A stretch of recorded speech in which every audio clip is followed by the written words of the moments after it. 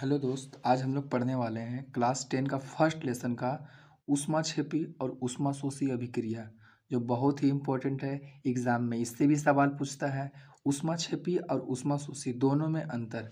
ऊष्माक्षेपी ऊष्माक्षेपी अभिक्रिया में क्वेश्चन ऐसे ही पूछ सकता है, ऊष्माक्षेपी अभिक्रिया और ऊष्माशोषी अभिक्रिया में अंतर बताइए। या तो पूछ सकता है, ऊष्माक्षेपी अभिक्रिया और ऊष्माशोषी अभिक्रिया से आप क्या समझते हैं। चाहे दोनों में से सिंगल सिंगल क्वेश्चन भी पूछ सकता है, अलग पूछ सकता है। हो सकता है सिर्फ ऊष्माक्षेपी अभिक्रिया पूछ दे, हो सकता है सिर्फ ऊष्माशोषी अभिक्रिया पूछ दे। तो इसके लिए दोनों को मालूम होना बहुत ही जरूरी है। डिफिनेशन 2 लाइन का, ज़्यादा लंबा डिफिनेशन नहीं होता, डिफिनेशन बस 2 लाइन का रहता है।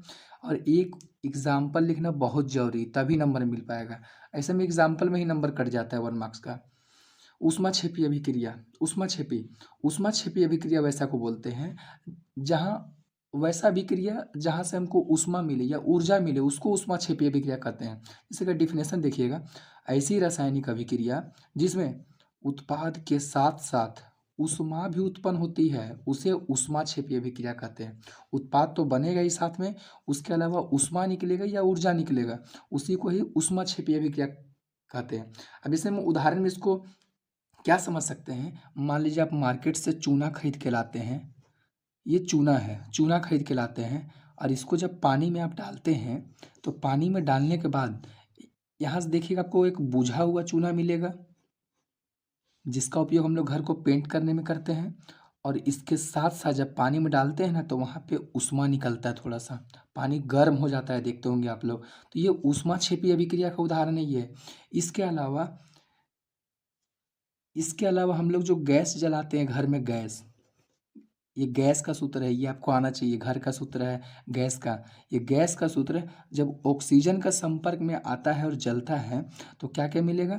कार्बन डाइऑक्साइड गैस तो बनता ही है, काला धुआं, थोड़ा सा पानी का कण भी बनता है। इसीलिए गैस के ऊपर में हाथ रखने पे, जहाँ आग जलता है वहाँ हाथ रखने पे हाथ थोड़ा भीग जाता है। इसके अलावा ऊष्मा भी निकलता है। तो ये दोनों ऊष्माक्षेपी अभिक्रिया का उदाहरण है, दोनों में ऊष्मा निकलता है। तो जिसमें ऊष्मा निकलेगा उसी को ऊष्माक्षेपी अभिक्रिया बोलेंगे। अब जैसे में नेक्स्ट हम लोग का आने वाला है ऊष्माशोषी अभिक्रिया। ऊष्माशोषी, तो ऊष्माशोषी जो लिखा हुआ है ना, ऊष्माशोषी को आप लोग सोखी पढ़िए।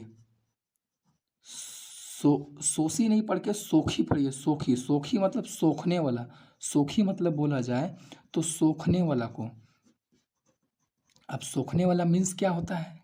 अरे वैसा रासायनिक अभिक्रिया जिसका में ऊष्मा सोखेगा, मतलब ऊष्मा लेगा, आपको देना पड़ेगा ऊष्मा बाहर से, उसको बोलेंगे ऊष्माशोषी अभिक्रिया। जिसमें अभिक्रिया कराने के लिए हमको ऊष्मा देना पड़ेगा, तब अभिक्रिया होगा, उसको ऊष्माशोषी बोलते हैं। तो ऊष्माशोषी को ऊष्मासोखी से याद कीजिएगा।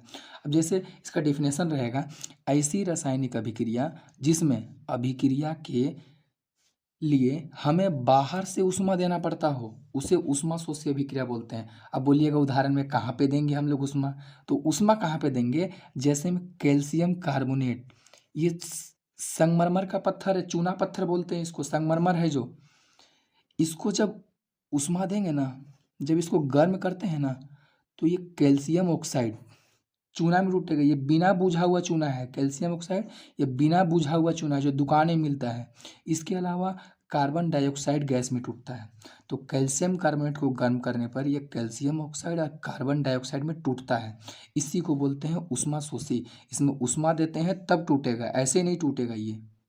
इसके अलावा आयरन का जो सल्फेट होता है, आयरन का सल्फेट है, इसमें भी अगर हम लोग ऊष्मा देंगे तो यह आयरन ऑक्साइड बनेगा, आयरन ऑक्साइड, और सल्फर डाइऑक्साइड और सल्फर ट्राइऑक्साइड। सल्फेट है ना भाई, इधर सल्फेट है तो इधर सल्फर डाइऑक्साइड, दो को डाई पढ़ते हैं, सल्फर डाइऑक्साइड, और सल्फर ट्राई, तीन को try, try oxide, sulphur dioxide, sulphur trioxide, और आयरन ऑक्साइड बन जाता है आयरन सल्फेट को गर्म करने पर। तो ये ऊष्माशोषी हो गया और ये ऊष्माक्षेपी हो गया। अब दोनों में हम लोग को ये कभी कभी बच्चा सब कंफ्यूज होता है। डिफिनेशन तो दोनों का याद रहता है, लेकिन कभी भूल जाता है कि कौन सा ऊष्माक्षेपी है, कौन ऊष्माशोषी है। तो वही बात बोले हम कि ऊष्माशोषी को ऊष्मासोखी पढ़ना सीखिए आप लोग। गलती ही पढ़िए, कभी कभी सीखने के लिए गलत चीज़ भी पढ़ना पड़ जाता है।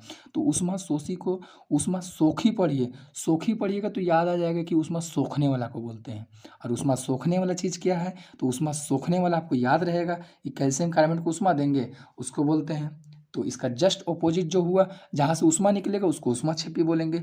इस प्रकार हम लोग का ये पूरा हो जाता है उष्मा क्षेपी और उष्मा शोषी अभिक्रिया। ये आप लोग का एग्जाम में आता है क्वेश्चन, तो इसको अच्छे से तैयारी कीजिएगा। बस टाटा बाय बाय। अच्छा लगा हो तो सब्सक्राइब जरूर कर दीजिएगा। Thank you.